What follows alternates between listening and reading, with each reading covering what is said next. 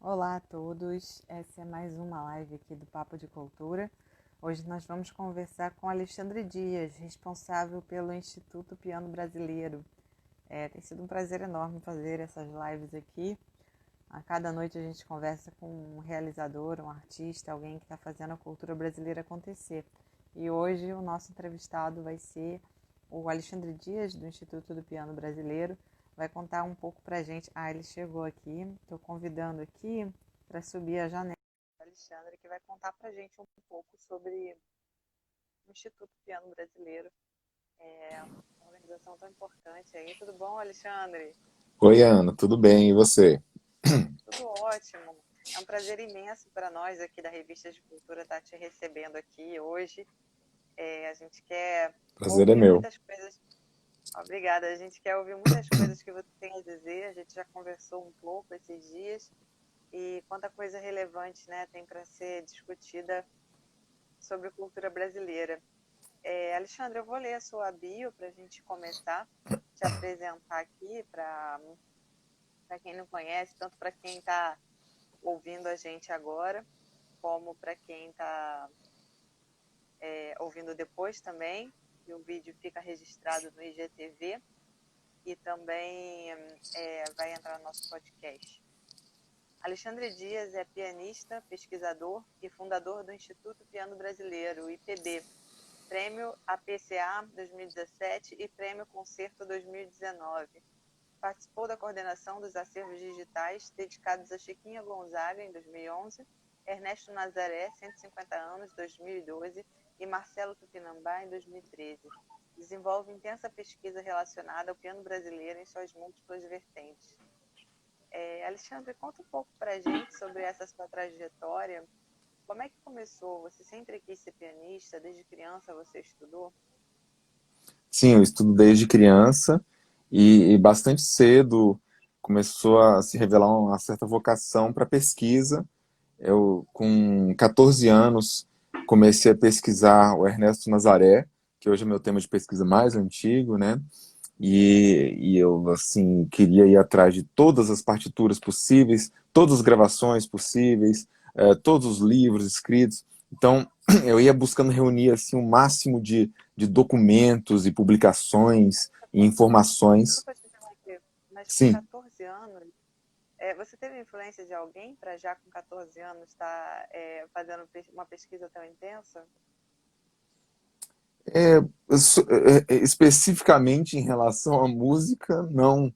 Ah, mas certamente pelo apoio dos meus pais e avós, né, que sempre tiveram um gosto musical bastante refinado, muito eclético, muitas coisas diferentes, desde Mozart até Novos Baianos e também ouvindo com meu avô muitos LPs de música clássica e tudo. E eu tinha já um certo viés de colecionismo também, colecionava moedas, selos, etc, né? Então, eu já estudava, já tinha um tempo, e aos poucos foi crescendo esse interesse pela música brasileira, na verdade. Principalmente no começo foi ligado ao choro, embora a minha formação ali fosse mais ligada à música de concerto, como pianista sempre foi assim, mas meus gostos divergiam, não, perdão, expandiram bastante, né? E o Nazaré é um dos grandes nomes do choro. E é interessante que pesquisando Nazaré, uma coisa vai puxando a outra, porque o Nazaré ele está em muitos lugares diferentes, em muitos nichos diferentes, né? Ele conversa assim com áreas e digamos, com setores assim muito diferentes, desde pianistas rigorosamente eruditos, né? Até world music, até os chorões tradicionais de acorde bandolim, e arranjadores, letristas, Vinícius de Moraes, etc. Então, o Nazaré, aos poucos, foi revelando para mim uma riqueza que no início eu só tinha uma ideia vaga, né? Eu comecei principalmente pela discografia do Nazaré. Eu comecei a reunir ali 200, 300, 400 gravações e eu comecei a querer ver até onde isso ia chegar, né? Até que passou de 2.000 e eventualmente culminou no site Ernesto Nazaré 150 anos, patrocinado pelo Instituto Moreira Salles, né? Mas é interessante que o Nazaré ele é uma espécie de pai do piano brasileiro, pai da música brasileira, e ele aponta para muitos lados. Então, toda essa pesquisa que eu fui fazendo em Nazaré, e que rendeu muitos frutos, rendeu, por exemplo, a primeira edição completa da obra do Nazaré, reunimos pela primeira vez a discografia completa dele. Isso aí serviu de laboratório para estudar outros, pesquisar outros compositores e, eventualmente, o piano brasileiro como um todo. Certamente, só está sendo possível agora fazer o trabalho que eu faço ligado ao piano brasileiro de maneira muito ampla, porque eu passei por esse longo laboratório nazaretiano. Sim. Você trabalhou também no acervo da Chiquinha Gonzaga. Como é que foi essa experiência? Exato, Chiquinha Gonzaga foi em 2011, foi um projeto patrocinado pela Natura Musical, é, foi feito junto com o Vandrei Braga e nós tínhamos como objetivo resgatar e editorar todas as partituras da Chiquinha Gonzaga, né? Ah, a gente contou com o apoio fundamental do Instituto Moreira Salles, que tem o acervo pessoal da Chiquinha, né, que foi mantido pelo último companheiro dela, o João Gonzaga, depois passou pelo SBAT, depois foi para o Instituto Moreira Salles. E são dezenas de milhares de manuscritos que tem lá, de páginas manuscritas, melhor dizendo, né? Obras individuais são cerca de 352, aproximadamente. Fora as operetas, que a gente não incluiu de maneira extensiva, né, nesse projeto, porque o foco era as músicas individuais. Então, nós resgatamos todos os manuscritos, a maior parte era inédita em publicação, foi feito uma grande trabalho de revisão, é, e foi criado um site, todas as letras foram transcritas, foi feita uma parceria com a Edinha Diniz, a biógrafa da Chiquinha, e que escreveu um texto sobre cada obra, e agora está lá, para quem quiser tocar a obra da Chiquinha, né? E isso gerou alguns frutos também.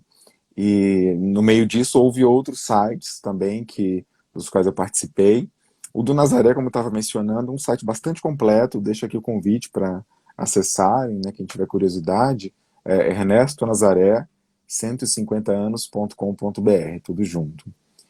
E lá é possível ouvir toda a discografia dele, que é super complexa, desde as primeiríssimas gravações ali no início do século, né? Desde 1902, 3, 4 já tinha música de Nazaré sendo gravada, até tempos recentes.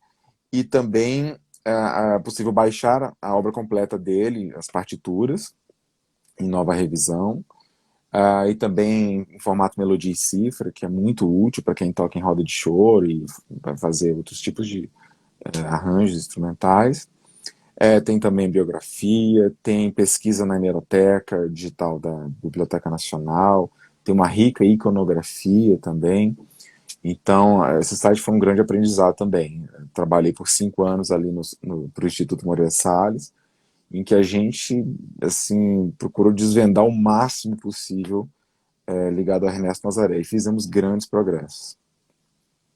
Fantástico esse trabalho, né? Você sempre teve essa inquietação de fazer pesquisas extensas e trazer isso a público, uma preocupação muito grande com memória, que vai desaguar aí no IPB, né?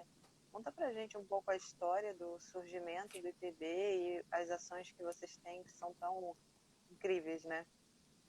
Bom, então, depois que eu passei por esses sites, que também incluíram o Marcelo Tupinambá, foi feita uma parceria com o IEB, da USP, Instituto de Estudos Brasileiros, que digitalizou todo o acervo do Tupinambá. Também fiz sites para o Zequinha de Abreu, que tem muitas outras músicas além do Tico Tico no Fubá, né? E que não são tão fáceis assim de se conseguir reunir lá todas as partituras possíveis dele. Site para Eduardo Souto, outro compositor importante do início do século também, e outro site do Henrique Alves de Mesquita também, foi uma outra pesquisa que me deu um grande prazer de fazer, porque o Mesquita ele é mais um desses pais da música brasileira. Ele precede bastante o Nazaré, por exemplo. Ele é de 1830 e o Nazaré é de 1863. E, e o Mesquita influenciou várias gerações de compositores, principalmente ligados ao choro, né? E ele ainda não devidamente conhecido pelos próprios músicos. Então ali eu coloquei o máximo de partituras que eu pude, e esse site foi feito em parceria com o Sesc Partituras, que é um outro site maravilhoso para músicos poderem baixar partituras e tal, de música brasileira. Então, em 2015, eu vi que eu precisava fazer um grande projeto que reunisse essas várias iniciativas, né? E assim eu criei o Instituto Piano Brasileiro, que tem como objetivo resgatar as tradições pianísticas brasileiras como um todo, que são riquíssimas e assim complexíssimas, porque eu não trato só de piano popular brasileiro ou só de piano erudito brasileiro. É piano brasileiro, com P maiúsculo, e tudo que tem dentro disso. Até eu procuro não ficar fazendo muito essas diferenciações entre erudito e popular, porque frequentemente na música brasileira essas diferenciações são impossíveis. O próprio Nazaré é um desses casos limítrofes, né? Que tem obras ali que funcionam tanto em um contexto quanto o outro. Então, por que categorizar? Então, eu comecei fazendo um grande site, que é o institutopianobrasileiro.com.br, deixo o convite para visitarem, que tem bases de dados bastante robustas para pesquisa, abordando várias facetas, né, do piano brasileiro. Então, nós temos uma enciclopédia em andamento, nós temos uma discografia, nós temos um catálogo de partituras que busca catalogar aos poucos todas as partituras publicadas no Brasil desde o século XIX até hoje, e o Brasil é um país assim, dos mais profícuos no mercado editorial de partituras, né, ao longo da história. Temos uma linha do tempo muito detalhada, em que ali a gente lista não só efemérides, marcos, mas também recitais específicos, tipo concerto de Magda Talhaferro, com obras de Schumann, Liszt, Chopin, Teatro Municipal do Rio de Janeiro. Acesse aqui o PDF do programa. Então, quando a gente tem o programa do concerto, a gente põe ali para download, né? E isso porque existem sérias lacunas na pesquisa musical, seríssimas, né? A ponto, às vezes, da gente não saber nem data de nascimento, data de morte de pianistas importantes e compositores. Então, o IPB ele busca resgatar o piano brasileiro tanto pelo lado dos intérpretes, dos pianistas, né, quanto pelo lado dos compositores. Então, o site ele começou lá em 2015, vem sendo alimentado gradualmente e rapidamente apareceu assim uma demanda muito forte que se revelou uma das nossas principais atuações, que é a digitalização de acervos musicais.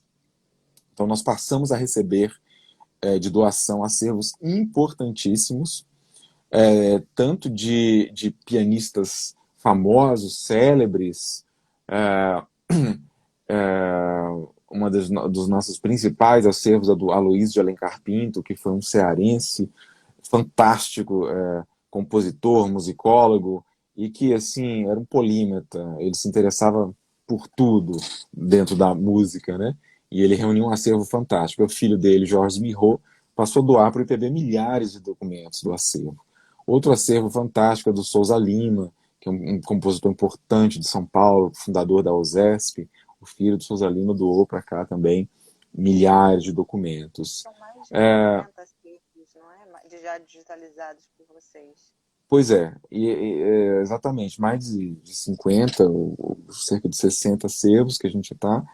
Alguns gigantescos, tipo esses que são na faixa dos milhares ou dezenas de milhares de documentos, outros pequenos, né, que podem até ser de anônimos ou pianistas, professores, pouco conhecidos, mas que somando vai ajudando a gente a conhecer esse mosaico fantástico como eu disse, muito complexo e ainda difícil de se perscrutar, que é o piano brasileiro. Então, esses documentos todos que nós digitalizamos, tudo que chega para o IPB é digitalizado imediatamente, assim que possível, né? A gente tem um viés muito forte de digitalização. E esses materiais vão servindo para alimentar os nossos posts, os nossos conteúdos digitais, né, os nossos textos, para as redes sociais e para o site. E aos poucos a gente foi desenvolvendo novas vertentes aí dentro do trabalho também. Vocês têm o canal, né, como você falou, no Instagram também, tem o canal do YouTube que está bem conhecido agora também. Conta um pouco pra gente sobre como que foi o lançamento do canal, né, a recepção do público disso. Pois a gente começou inicialmente no Facebook, com postagens diárias, né, buscando assim trazer fotos raras, vídeos, trechos de partituras, tudo isso. E aos poucos fomos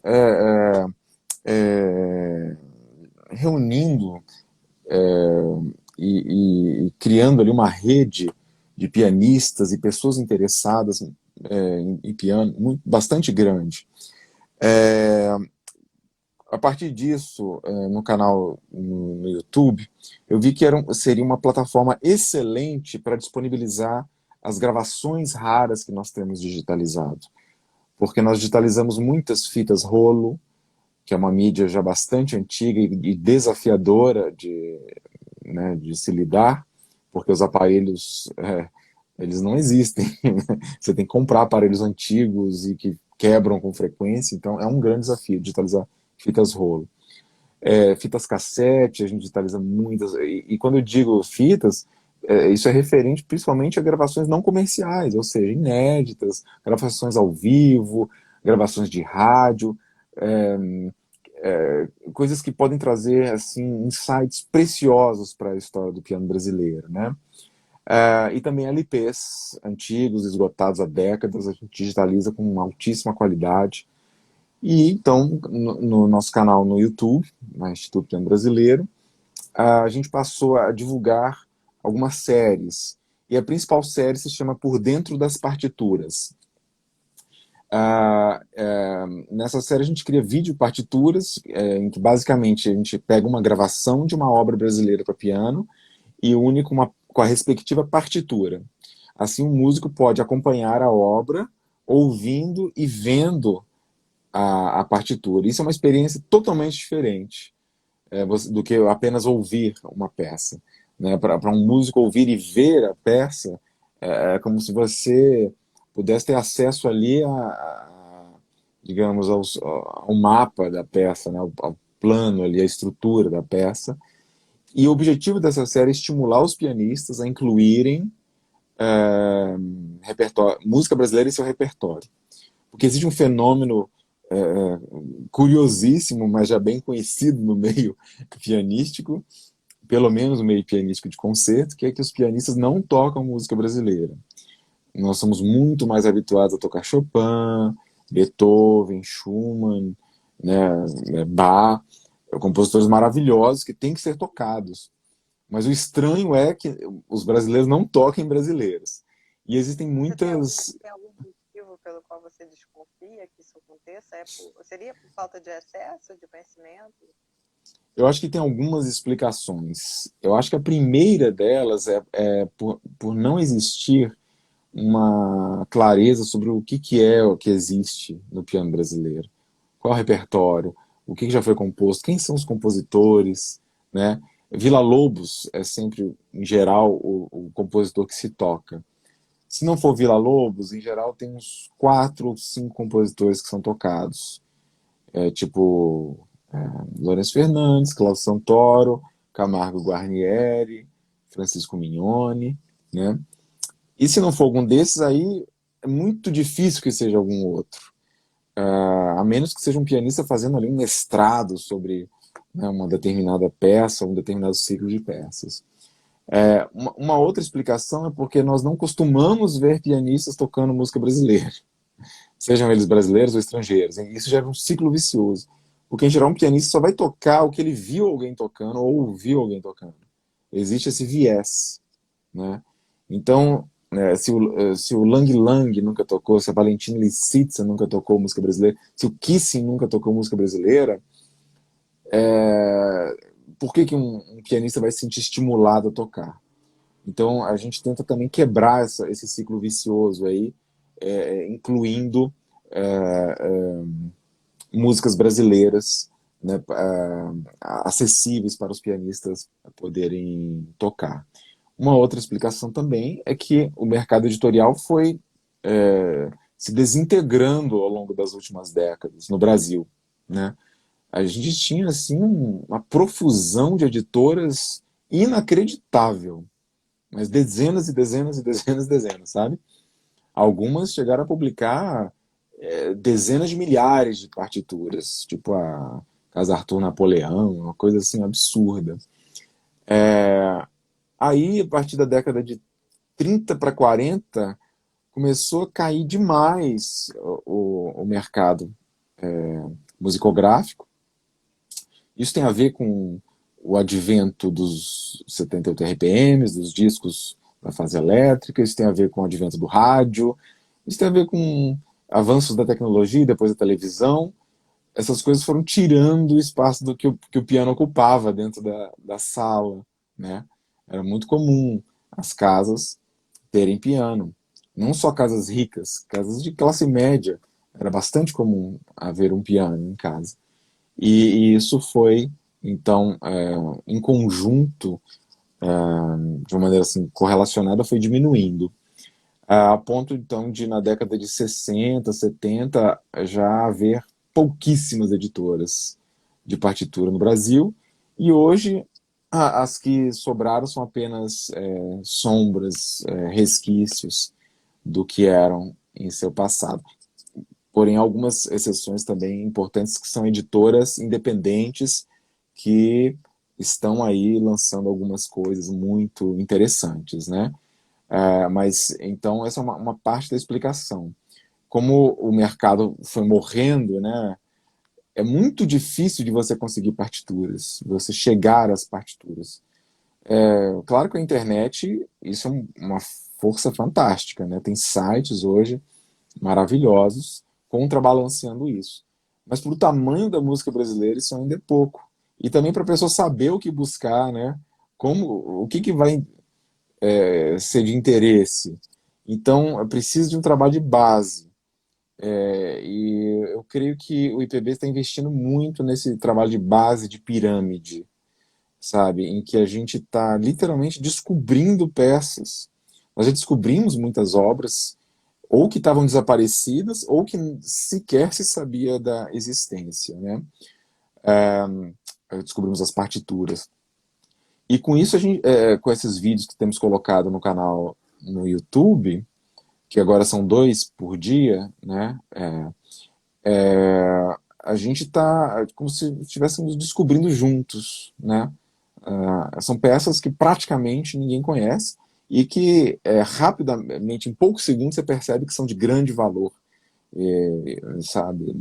Muito bem construídas. O piano brasileiro ele de um nível assim altíssimo, sabe?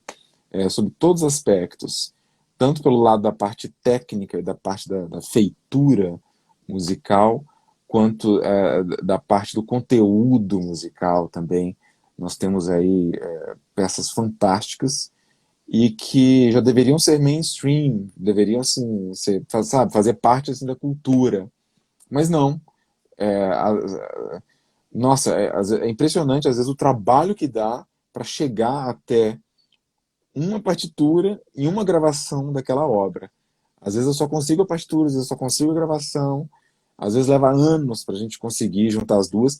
Também promovemos primeiras gravações mundiais de várias obras que nunca foram gravadas, né?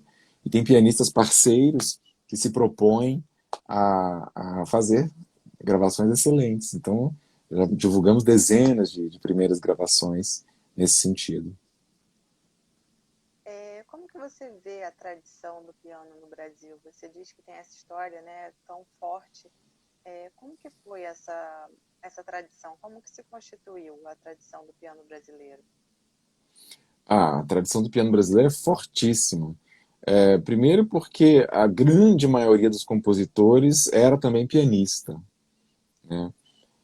E isso é também uma tradição europeia, né? A grande maioria dos compositores do século XIX europeus eram pianistas também. Então, é natural que esses compositores compusessem obras para piano. A gente tem aí obras desde o início do século XIX, quando chegaram os primeiros pianos no Brasil, né? Porque os primeiros pianos chegaram junto com a família real, em 1808. E ali a gente já tinha, por exemplo, o padre José Maurício Nunes Garcia, que foi assim um nome importantíssimo da música sacra brasileira. Ele já escrevia para pianoforte, né, que é um instrumento ancestral do piano e que coexistia com o piano moderno ali do século XIX. O Henrique Alves de Mesquita, como mencionei, de 1830, aí depois Chiquinha Gonzaga, de 1847, Nazaré, de 63, depois Henrique Oswald, da década de 50, Leopoldo Miguel, esses todos aí ou viraram assim grandes referências como compositores, ou viraram também professores, às vezes ligados à escola de música, que depois virou a atual Escola de Música do Rio de Janeiro. Ela tem uma história fantástica, que remonta ao século XIX, né? E por ela passaram grandes professores, grandes pianistas, grandes maestros. Ah, então, assim, muitas músicas eram compostas para uso doméstico, para os saraus, para as, como se falavam, as moças, né, que era uma das prendas que uma moça aprendia era tocar piano, né? Existe esse fenômeno que tocar piano era uma atividade principalmente feminina no século XIX, embora obviamente existissem também pianistas homens, né? Mas para esse consumo doméstico, então, era principalmente voltado para o público feminino. E tinha até revistas específicas, né? Específicas para isso, e que sempre continham uma partitura ali encartada, ou às vezes jornais que também traziam partituras, que seria uma coisa impensável hoje, na época era algo normal. Então tinha esse consumo doméstico, que já alimentava bastante o mercado de produção pianística, mas tinha também, em todo lugar que você fosse, por exemplo, lá no Rio de Janeiro, se você fosse na Confeitaria Colombo, né, se você fosse no Cinema Odeon, que era o cinema mais chique da cidade, isso já no início do século XX, claro, tinha um pianista contratado tocando, né, para entreter ali as pessoas, para fazer uma música de fundo, ou às vezes fazendo um mini concerto, que é o caso do Nazaré, que era o pianista do Cinema Odeon, e é notório, já é famoso, que as pessoas iam lá para ouvir o Nazaré tocando, e às vezes nem entravam para assistir o filme. Isso aí é na antessala do cinema, né? Então, é, isso é uma das vertentes aí do piano. Mas temos também os pianistas concertistas, né? E que começam principalmente na geração da Guiomar Novaes. A Guiomar Novaes nasceu na década de 1890 e junto com ela ali começaram a aparecer vários grandes pianistas que depois tiveram carreira internacional, tipo Antonieta Rude, Souza Lima, Magda Talhaferro, né? Alguns foram estudar no Conservatório de Paris e tal. E desde então, ininterruptamente, nós tivemos sucessivas gerações de grandes, grandes pianistas, assim, de nível máximo. Então, Arnaldo Estrela, Anistela Chic, Nelson Freire, né? Arthur Moreira Lima, Homero de Magalhães, são, assim, pianistas fantásticos que deixaram muitas gravações, Jacques Klein, e que vão construindo essa história do piano brasileiro. Então, no meio disso, a gente tem também outras vertentes que vão evoluindo, né? tipo Tom Jobim, que queria até, consta que ele queria ser um pianista concertista, mas ele até estudava com a Lúcia Branco, que era professora do Arthur Moreira Lima e do Nelson Freire, né? Mas ele acabou depois enveredando mais pelo lado da composição e arranjo. Mas ele tem muitas peças para piano, né? Luiz Essa é um outro gênio. Aliás, o IPB também digitalizou o acervo de fitas cassete do Luiz Essa, com muitos shows inéditos que a gente está publicando aos poucos, né? O Luiz Essa também tem essa curiosidade. Ele começou estudando em Viena, com o professor Hans Graf, estudava Mozart, Beethoven, etc., Chopin, e depois virou um dos pioneiros da bossa nova, né? Do MPB jazz, etc. Então, e no meio disso, o choro também ele foi evoluindo no sentido de foi mudando, né? E passou por vários revivals, e dentro desses revivals sempre tinha pianistas, embora o choro de regional não comporte exatamente um piano. É muito raro você ter pianista em regional de choro, né? Embora não seja impossível, mas você tem sim, ao longo da história, grandes pianistas chorões.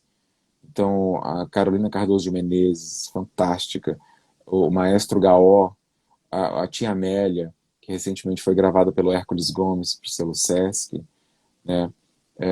Bené Nunes, e por aí vai. Aí hoje a gente tem pianistas, por exemplo, como Hamilton Godoy, um gênio de São Paulo, que tem a escola Clã, né? E o Leandro Braga, que também eles trabalham um piano muito rico, sabe? Trabalhando muito as duas mãos. Eu digo isso porque existe uma outra vertente que a mão esquerda fica bastante parada fazendo só acordes, né? Mas esses pianistas que eu estou falando, eles trabalham o piano de uma maneira muito ampla.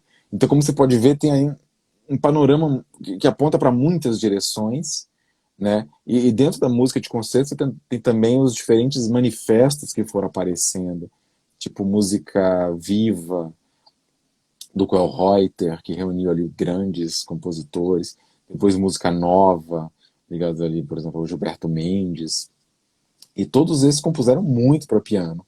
Sempre tem músicas para piano nessas vertentes todas.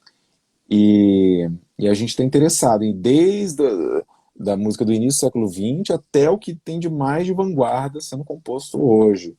E, para minha felicidade, tem muitos compositores que escrevem para o IPB e autorizam a utilização de suas obras para colocarmos na série por dentro das partituras. Alexandre, conta um pouco para a gente como o IPB se mantém e sobre o projeto que vocês têm agora também de financiamento coletivo. Sim, isso é interessante porque não não era claro para mim como que o IPB iria se manter. Eu só sabia que ele precisava existir, né? Então, durante 1 ano e meio, aliás, eu procurei patrocínio, e não foi possível, seja público ou privado, de muitas maneiras. Então, eu decidi iniciar o IPB de maneira inteiramente particular, né? O site foi todo custeado por mim, e assim a gente começou, né?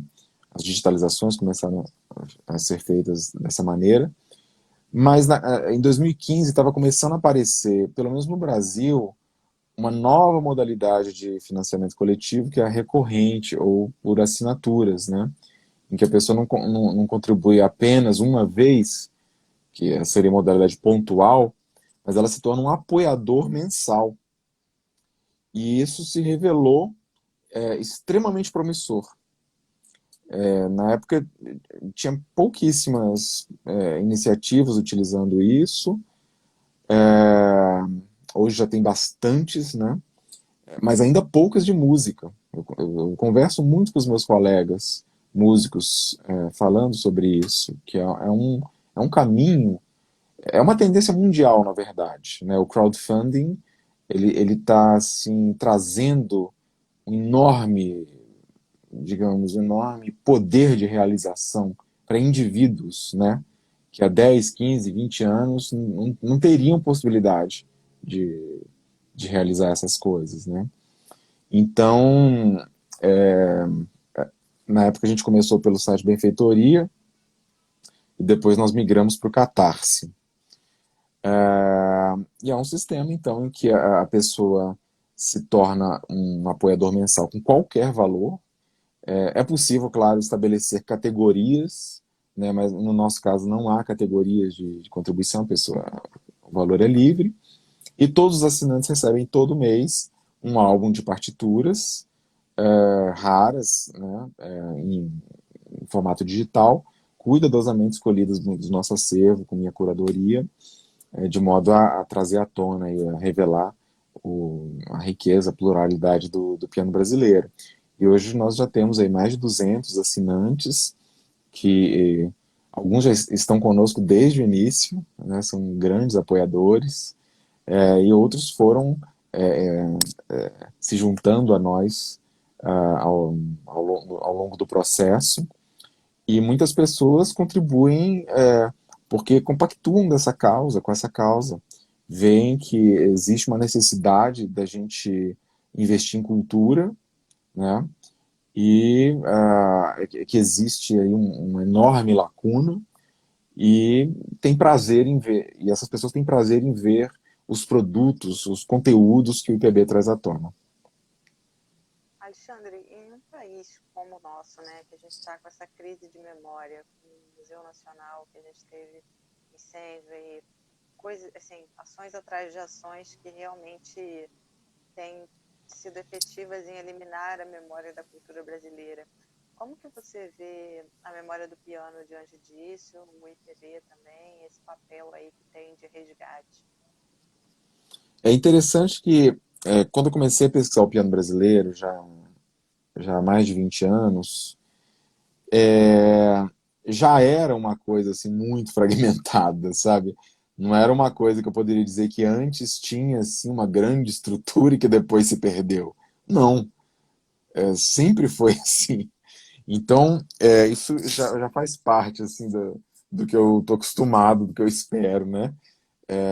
Estou tentando construir em cima disso. Claro que houve iniciativas fantásticas, tá? É preciso registrar isso. Por exemplo, a Funarte. A Funarte lançou LPs importantíssimos, que aliás dá para ouvir vários deles no site, né, da Funarte. Lançou livros importantíssimos, muitos deles ligados ao piano brasileiro. Então é um exemplo fantástico. É uma pena que hoje não tem mais a pujança que tinha antes, né? Temos também, por exemplo, museus da imagem do som, do Rio e de São Paulo, que também tem ali muita coisa. Tem o Instituto Moreira Salles, né? Tem o Museu Villa-Lobos, que também é um espetáculo, uma das instituições mais importantes para a preservação da música brasileira, especialmente, claro, do acervo do Villa-Lobos. Mas, assim, ainda assim, comparativamente com o que existe, a música brasileira é de um tamanho amazônico, né? Tem áreas dela que já são bem documentadas e bem pesquisadas. Por exemplo, samba, o choro nos últimos 20 anos. Mas, assim, em termos de piano, não. Estamos extremamente atrasados. Se comparados com a Europa, eu frequentemente digo que a gente está entre 100 e 150 anos atrasados em relação à Europa. Sem exagero. Para você ter uma ideia, o nosso maior compositor, que é o Villa-Lobos, ainda não tem a obra integralmente editada. Acho que cerca de metade da obra dele foi editada, e mesmo assim, ao longo das décadas, elas foram deixando de ser publicadas, então nem tudo que foi publicado está disponível. Então isso dá uma medida de como que as coisas estão, né? E para você poder fazer qualquer coisa com a obra de um compositor, você tem que ter as partituras disponíveis, né? E que depois devem servir para uma gravação integral. E até hoje só um compositor brasileiro teve sua obra integralmente gravada, que foi Ernesto Nazaré. E isso eu acho também assim difícil de compreender e de aceitar, porque na Europa, por exemplo, A gente tem gravações integrais de Chopin, Schumann, Liszt, Bach, Mozart, às vezes mais de uma, e são obras gigantescas, né? Então, nesse sentido que a gente está ainda muito atrasado. E sim, é clássico já esse problema ligado à memória no Brasil, né? Existe até aquela famosa frase de que o Brasil não tem memória. Mas não é exatamente assim. O Brasil tem bastante memória para algumas coisas, para outras tem menos. E é verdade que é uma situação, às vezes, muito precária. Às vezes essa memória ela é muito fugidia. Ela está assim, segurando por um fio. Às vezes é um site que, se sair do ar, acabou aquela coisa. Ou uma pessoa que ainda tem aquela memória dentro da mente dela, que se ela morrer, acabou, né? Então, eu tenho plena consciência disso. Eu acho que a gente poderia estar vivendo um outro cenário, né? Mas se a gente começar a parar para pensar demais nisso, eu acho que a gente pode ficar muito triste, porque realmente a cultura brasileira não merece, né, estar nesse patamar. Por outro lado, individualmente, como eu falei, nós temos muito poder em mãos. Então, eu sou partidário de que nós devemos arregaçar as mangas, ir lá e fazer o que pudermos. E eu, pessoalmente, me sinto um dever de trazer para as outras pessoas aquilo que eu tive o privilégio de entrar em contato. Eu já tive realmente é, a possibilidade de conhecer e ler e ouvir coisas e obras, etc., que, sei lá, 1% dos pianistas tiveram. Então, eu me sinto nesse dever de pelo menos mostrar que existe e se isso frutificar, melhor ainda. Você sempre trabalha com essa noção de acesso aberto, né? Você disponibiliza todas as partituras. Isso é uma coisa que você acredita que tem que ser assim? As coisas têm que ser livres na cultura para que as pessoas acessem? É uma motivação sua?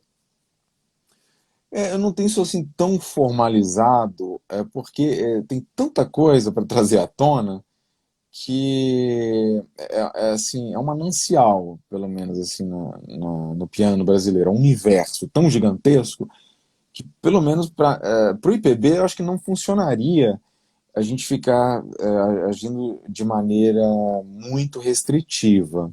Daria sim para fazer também aquele sistema de apenas para assinantes, a área de conteúdo exclusivo, né?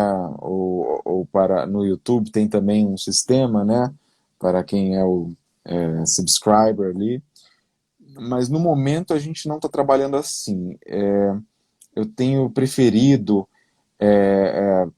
colocar tudo à tona, tudo que puder ser colocado, obviamente, né? Porque tem coisas também que esbarram em restrições.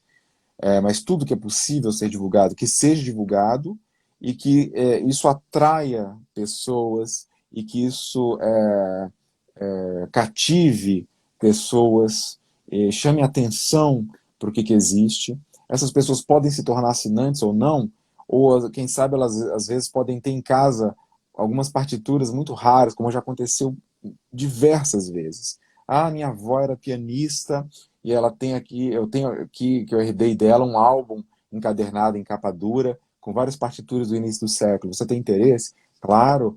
Então, ou a pessoa manda como doação, ou ela escaneia e nos envia, né? E isso depois a gente vai transformar, gerar alguma coisa a partir disso. Pode, pode se transformar em conhecimento, em conteúdo, ou pode servir para que se façam gravações, por exemplo, né? Então, no momento, a gente tem optado fortemente pelo conteúdo aberto. O álbum dos assinantes é de conteúdo fechado, mas é uma parte ínfima do que a gente produz, né? Eu acho que assim as respostas ainda não ainda estão por serem desvendadas, eu acho. Ainda mais com o avanço da tecnologia, muitos novos caminhos estão aparecendo. E a gente tem que estar assim, muito plástico, muito maleável para que o projeto se adeque a essas novas possibilidades, né? Sim, com o tempo vocês foram acumulando séries de seguidores, digamos assim, né? Pessoas que são pianistas, que têm interesse na área, que é, acessam as partituras, acessam o canal do YouTube. Como é a recepção? Eu vi aqui que em alguns dos comentários a gente recebeu aqui falando parabéns pelo ato heróico, por tudo que você faz. A gente recebeu aqui belíssimos comentários. Como que tem sido essa relação de vocês aí com o público?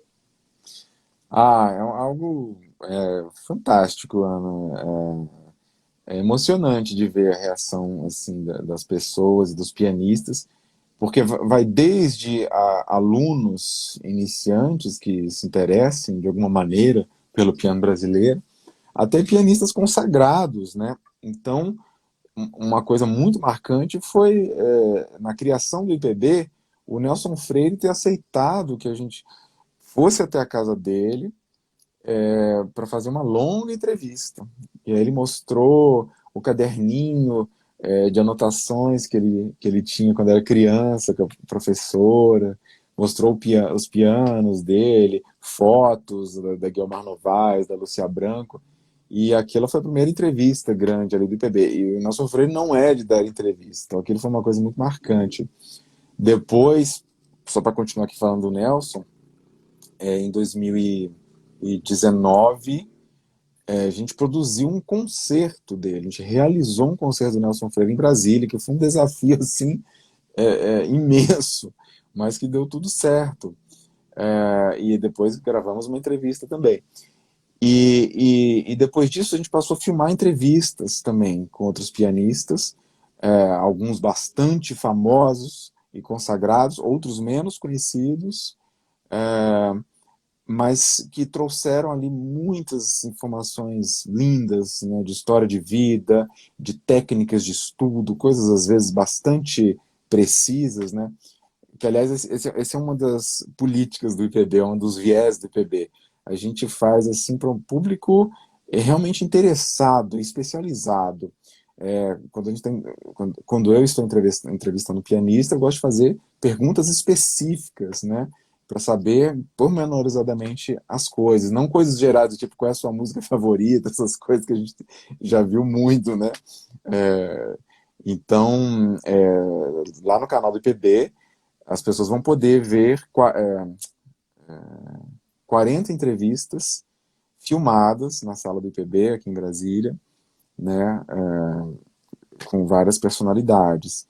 E nós temos, assim, então, várias pessoas, vários colaboradores, pessoas que contribuem de diferentes maneiras, sejam com gravações, com LPs. Ah, eu tenho aqui um conjunto de LPs. Você tem interesse em digitalizar? E às vezes são LPs raríssimos, claro. Vamos digitalizar. Ou então partituras. Muitas pessoas me emprestam partituras para digitalizar, depois devolvo. Ou então elas doam, né? Com base nisso, a gente vai construindo esse acervo. O acervo do IPB hoje é gigantesco, né? Graças a essa a grande colaboração que eu mencionei de várias pessoas que doaram materiais, mas também especificamente algumas pessoas que eu contrato pontualmente para me ajudar a processar esse oceano de documentos, que também é um desafio Nossa, por si, né? A gente já digitalizou mais de 230 mil páginas de partituras e documentos, etc. Eu fiz esse levantamento no começo do ano. E uma dessas nossa. pessoas é o Douglas Durante quantos Pastone de anos? Oliveira. Oi? Durante quantos anos? Durante 5 anos, que o PB vai fazer 5 anos em agosto. Nossa, é muita Pois é. coisa. Isso sem contar as gravações também, etc. Mas o Douglas Pastone de Oliveira, um pianista de Ponta Grossa, ele me ajuda a processar todo esse oceano de coisas. Depois eu reviso tudo em si, uma segunda camada de revisão, né? E assim a gente fica com arquivos já separados, renomeados corretamente segundo nossos critérios, tudo com OCR também, né? O que dá um poder de pesquisa enorme. Que às vezes as pesquisadores nos escrevem perguntando: o que você tem do pianista tal, assim? né? Às vezes é um pianista obscuro do início do século, né? Então, da maneira que nosso acervo está organizado, a gente pode fazer uma pesquisa instantânea por palavra-chave e conseguimos encontrar, às vezes, na contracapa de um LP uma informação rara, ou às vezes na contracapa de uma partitura, sabe? É a chamada literatura cinza, né? Mas que às vezes tem Sim, coisas fantásticas, né? nós É, aqui temos paixão também por esse tipo de coisa. Elas fazem exatamente isso, né? Aliás, Exatamente. parabéns pelo trabalho de vocês, Ana. Acabei Obrigada, não obrigada. mencionando isso, mas vocês fazem um trabalho de resistência cultural, né? É essa paixão também, inclusive pelas raridades, né? Sim, Vocês estão em Brasília. Como é que sim. funciona a relação com outros estados? Essas pessoas que enviam partituras são de outros estados? Vocês têm uma relação ampla assim com o Brasil de modo geral? Sim, nós dialogamos com muitos estados e às vezes também outros países, porque tem brasileiros pelo mundo todo, né? E também estrangeiros interessados em música brasileira. Então a gente dialoga com todo tipo de pessoa. É, bom, é interessante que quando um acervo está em outro estado, a gente tem que achar a solução para digitalizar aquele acervo. E é sempre uma coisa nova. É como se a gente tivesse que reinventar a roda a cada vez. É um desafio bacana, né, de tentar achar soluções. Então, por exemplo, o acervo da Belkis Carneiro de Mendonça. Ela é a grande pianista goiana, né, uma das guerreiras do piano brasileiro, especialista em Camargo Guarnieri, gravou muitos LPs e deixou ali uma grande escola de pianistas que foram alunos dela. Eu entrei em contato com a nora dela, Lilian, e propus que o IPB digitalizasse tudo. Pois bem, eles aceitaram. Agora, o acervo está lá em Goiânia. Como fazer? Então, nesse caso, nós tivemos a imensa ajuda do Fernando Cupertino, um compositor de lá, e que, coincidentemente, tinha que vir para Brasília periodicamente, de carro. E ele se propôs a trazer pilhas de partituras. Aqui a gente digitalizava e depois levava de volta. Outro acervo é o da Eudóxia de Barros, lá de São Paulo, um acervo enorme de música brasileira. Aí tivemos a ajuda de um outro amigo, Carlos Augusto de Souza Lima. Aí, nesse caso, ele se propôs a pegar todo mês uma pilha, levava para a gráfica digitalizava tudo aquilo, enviava pela internet para mim e depois ele devolvia o material. Agora, por exemplo, nem sempre essas soluções se resolvem. Tem um acervo que é gigantesco, está sendo um dos maiores desafios nesse momento, que o IPB está digitalizando, que é o do Frank Justo Acker. É um acervo de fitas rolo, é o maior acervo de fitas rolo que eu já vi na minha vida. São 1.401 fitas rolo gravadas ao vivo entre as décadas de 60 e 90, principalmente na sala Cecília Meirelles. Então, já dá para ter uma ideia da qualidade desse acervo, né? Mas também no Teatro Municipal do Rio de Janeiro e às vezes em outros estados. O Frank era um apaixonado por música brasileira, assim, de um nível assim emocionante, sabe? A ponto de aceitar gravar de graça se o concerto fosse só de música brasileira e a ponto de se recusar a gravar se não tivesse música brasileira.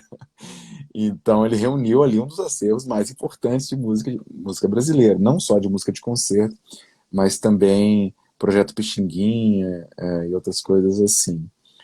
E a filha dele, Clara Acker, aceitou fazer uma parceria com o IPB e super colaborativa, uma pessoa maravilhosa, mas fita rola é enorme, é difícil, né? Então a gente já testou várias maneiras, e no momento essas fitas são enviadas para Brasília, são digitalizadas, depois enviadas de volta, em lotes pequenos, né? E assim estamos caminhando aos poucos. E nesse caso, as fitas também têm que passar por uma curadoria muito forte, porque às vezes está só escrito Blumenau, não tem mais nada escrito. Ou às vezes está só escrito Siqueira. Aí a gente tem que descobrir ali o que é. Então é um trabalho de detetive que a gente acaba tendo que fazer, pesquisando na hemeroteca digital da Biblioteca Nacional, em programas de concerto, entrevistando os músicos que podem ter tocado nessas gravações. Então é uma dessas outras séries que eu comentei que estão no canal do YouTube, do IPB no YouTube, que a série, a playlist Frank Justo Acker, com gravações assim fantásticas, sabe? E de uma qualidade altíssima. Então, e nós temos diálogos também, para terminar de responder a sua pergunta, com instituições de outros estados. Então, principalmente universidades, especialmente professores de pós-graduações, né? A gente auxilia muito alunos de pós e professores que às vezes precisam de um tema de pesquisa. Eu já recebi inúmeros e-mails pedindo sugestões de tema de pesquisa. E aí faço as sugestões, mostro o que existe, o que falta e tal. E algumas dessas viraram excelentes pesquisas e às vezes gravações em álbuns digitais, né? E também temos diálogos com museus, né? Eu mencionei, por exemplo, o Museu Villa-Lobos, né? Que é fantástico, vale a pena conhecer o trabalho deles, quem não conhece. Ah, instituições, né? Como o Instituto Moreira Salles, com o qual já tive uma forte ligação, cheguei a trabalhar para eles, como mencionei, né? Eles têm um acervo fantástico. Então, assim, eu já tenho uma rede bastante grande de bibliotecas, por exemplo, e de acervos também pessoais. Muita coisa só existe em acervos pessoais ainda, né? Então, quando a gente está procurando uma coisa que é muito urgente, muito rara, eu ativo toda essa rede e, para minha alegria, com frequência aparece o que a gente está procurando, né? De alguma maneira ou outra, em algum lugar, ou às vezes aparece também em universidades americanas, que lá tem uma rede fantástica de bibliotecas, né? Você deve já ter visto isso. Nós estamos em contato também. Como é que é? Fascinante. Nós estamos em contato também com a rede de bibliotecas americanas, Pois é. algumas parceiras, Library of E Congress também, né, principalmente. a do Congresso é incrível, tem muita coisa brasileira lá, né? E aí, quando você é professor de uma dessas universidades, você tem acesso instantâneo a todas as outras, né? Às vezes até já está digitalizado para você ver ali na hora no computador. Então também já tive grandes colaborações de pessoas, de alunos ou professores que estão lá e nos ajudam. Mas também com bibliotecas europeias. A Biblioteca de Paris é fantástica. Eles até têm um sistema que te permite comprar scans, digitalizações. Uma coisa fantástica. Às vezes, obras raríssimas, você solicita, compra e recebe por e-mail. Então, lá, por exemplo, tinha muita coisa do Henrique Alves de Mesquita, porque o Mesquita estudou em Paris no século XIX e publicou obras lá que foram parar na biblioteca e nunca vieram para o Brasil. Então a gente pôde repatriar muita coisa nesse sentido. Alexandre, infelizmente a gente está chegando ao final aqui, faltam 3 minutos para encerrar aqui a live. Foi uma conversa maravilhosa, eu tenho certeza que todo mundo aí que acompanhou aqui durante a live está Eu que fascinado, como eu, agradeço. não só Imagina. pelo trabalho que você faz, mas como pelo piano brasileiro também, por toda essa rede, por todo esse trabalho heróico mesmo aí, que é um trabalho que vai durar, né, por gerações, uma coisa que não existiria no mundo se não Tomara. fosse esse trabalho que vocês fazem. Imagina, obrigado. Obrigada pelo convite, por ter aceitado o convite, né, por estar aqui com a gente hoje, batendo esse papo, esse registro aqui que vai ficar aí para quem quiser ouvir, quem quiser compartilhar esse link com outras pessoas que também são apaixonadas por música, por piano, por acervos. Então, é isso. Te agradeço muito, Alexandre. Obrigado, Ana, e deixo aqui meus parabéns também para vocês pelo que vocês estão fazendo com os cadernos de cultura, né, o que vocês estão produzindo é extremamente necessário. Já seria necessário assim em situações normais. Na atual situação se torna ainda mais necessário, né? Então, desejo vida longa a vocês também e contem sempre com o IPB, né? Espero que possamos vir a desenvolver parcerias juntos. Com certeza. Obrigada e um beijo a todos que assistiram aqui Obrigado. esse E vídeo. um abraço para todos que nos assistiram também. Tchau, tchau.